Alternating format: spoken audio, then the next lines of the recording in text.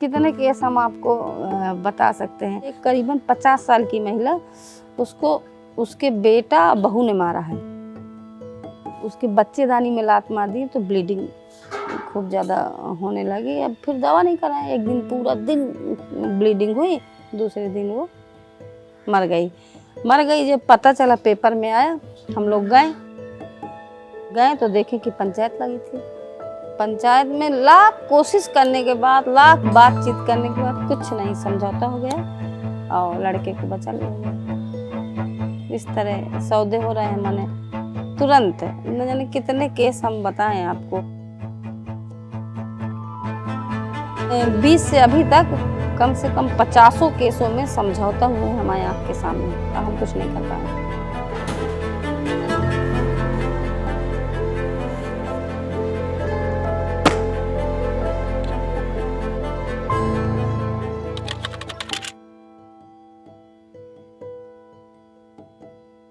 महिलाओं के साथ काम करते हैं तो उन केसों से दर्द बहुत ज़्यादा होता है, बदलाव कुछ नहीं आया।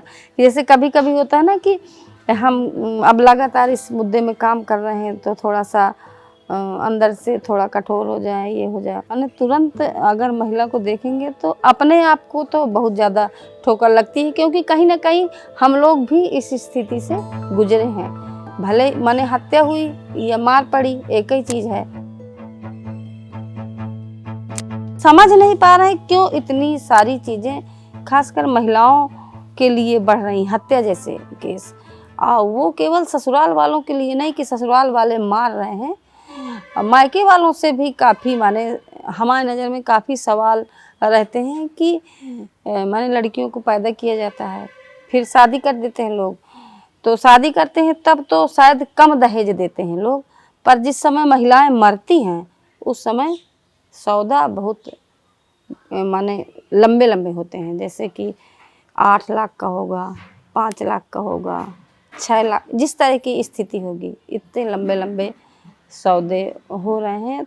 इस तरह तो अब केसों को हम बराबर माने केसों में पैरवी कर रहे हैं, जा रहे हैं, माँ बाप से बात कर रहे हैं, पर समझ में नहीं आ रहा कि ये माहौल काहे इतना बदल रहा है। एक हम समझ सकते हैं कि इस समय कोविड के बाद लोगों की आर्थिक स्थिति बदली है। इतनी भी तंगी नहीं कि लोगों के पास खाना नहीं है, और ये भी नहीं कि केवल महिला उसके लिए इस्तेमाल की जाए। समुदाय से बातचीत करते हैं, महिलाओं से बात करते हैं, अब तो किशोरों से भी बात करना शुरू किए हैं, क्योंकि किशोरियाँ तो समझने लगी हैं इस चीज़ को, किशोरियाँ आवाज़ उठाने लगी हैं। पर उन किशोरियों का महिला तो वही भी है, उनका भी कोई सपोर्ट नहीं करता।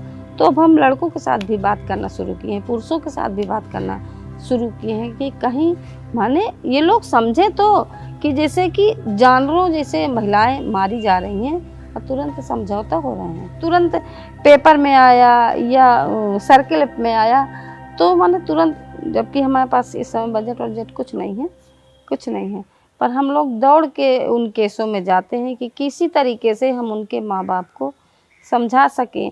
क्योंकि एक बात ये भी है कि हम 20 साल 30 साल से काम करते चले आ रहे हैं, और जिस तरह की हमारी समझ बनी है, शायद हम भी काम ना करते, घर में रहते होते और इस तरह की हमारी समझ ना होती तो शायद हम भी सोचते कि ठीक है। वहाँ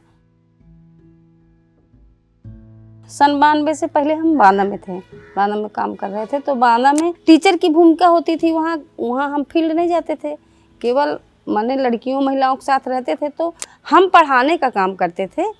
पर जब से हम यहाँ आए 2002 से सहजनी शिक्षा केंद्र में, सीधे हम फील्ड से जुड़े हैं। महिलाओं के साथ काम करना, आप एक मुद्दे में काम नहीं कर सकती, क्योंकि महिलाओं की ज़िंदगी बहुत सारे मुद्दों से जुड़ी हुई है। यही देख लीजिए, अगर सेंटर में महिलाएं आती थी पढ़ने, तब भी कई बार पतियों से मार खाती थी।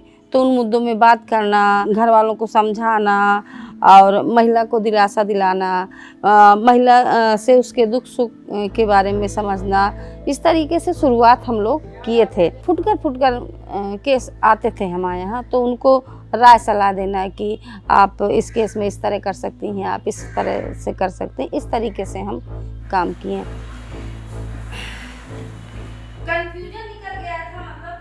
अलग अलग तरह के केस वर्कर होते हैं, पर अगर हम अपने अपनी संस्था, अपनी सोच के आधार पर अगर कहें तो हम एक महिलावादी नज़रिए से जिस तरीके से महिलाओं के साथ काम करते हैं, महिलाओं की स्थिति को समझना और किसी तरीके से माने उनके लिए कुछ हम रास्ते निकाल पाएँ।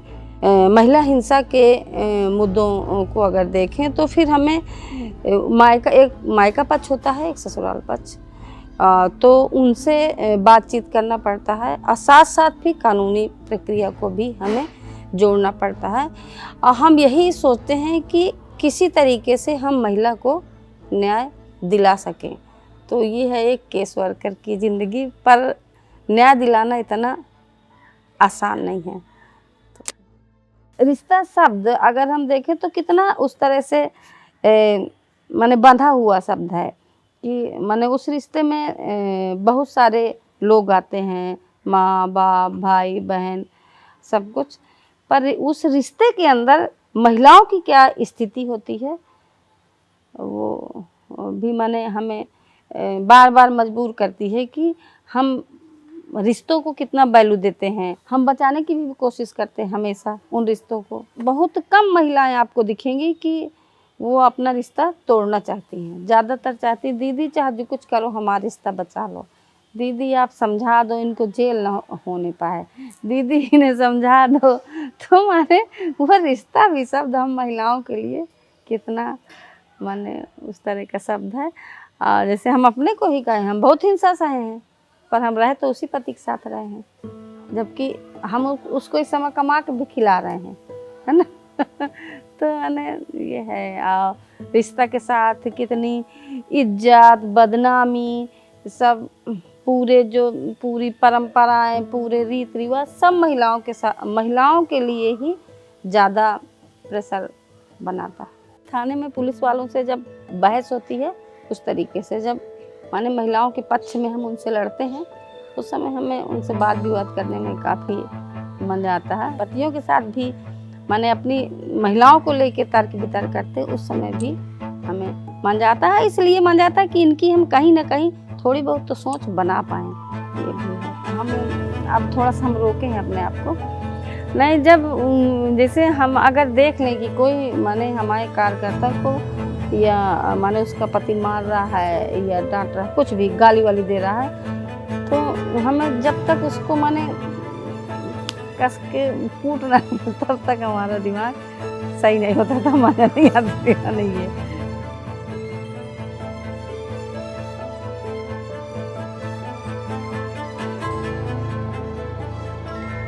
माने महिलाओं को सवाल करना, महिलाओं को अपने हक अधिकार के लिए बोलना वो सही नहीं है। और जो महिलाएं अपने हक अधिकार के लिए बोलती हैं, लड़ती हैं, ये लेना चाहती हैं, वो गलत महिलाएं हैं। तो हम समाज के नज़रिए में तो खरे नहीं उतरते, पर हम माने महिलाओं के लिए लड़ते हैं बस।